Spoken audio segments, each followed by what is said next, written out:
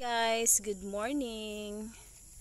Welcome to my garden. Welcome to my alugbati garden. Ito yung ano guys, seedling namin Ang dami alugbati.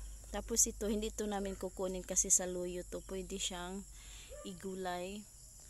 So yan ang seedlings namin guys para sa aming alugbati farming. Ito yung style namin sa pagtanim ng guys, alugbati.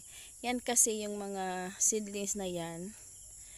Matapos na tumubo lang siya dyan kasi yun nung last na tanim namin, ang daming mga seeds guys na naiwan lang dyan. So hinintay lang namin yung tag-ulan tapos tumubo na siya. Ayan, ang dami.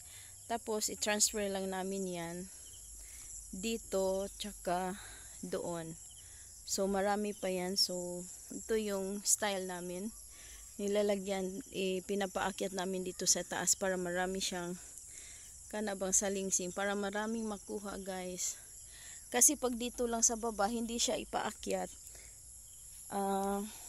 kunti lang yung mga ma-harvest. Tapos pag ganito kasi na pinapaakyat, hindi siya pag tag-ulan, hindi siya hindi masira yung dahon. Ito yung ginagawa namin guys. Nylon yung ginagamit namin para guide pang paakyat. Ayan. Dito na transfer na namin yung iba. Ayan. So ganyan lang guys. Tapos dito hanggang dito lang yung maaabot ko lang. Diyan kataas. Kasi pag sobrang taas na, mahirapan na tayo mag-harvest doon. Ayan, ang dami ng tumubo guys. Kasi yan lang hinintayin namin na uulan siya ng ilang beses para tumubo na siya yung seedlings na naiwan dyan. That's all. Thank you for watching. By the way guys, ang gamit namin, ito yung kanang usok. We call it here usok.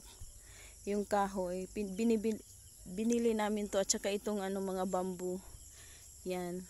So every line meron talaga siyang bamboo kasi mabigat yung alugbati. So we need lagyan ng ganito para hindi siya mag-down. Kasi pag nylon lang like ganito, hindi siya mag-down siya. So dito sa first and second lang, dalawa lang sa baba at saka dito sa middle.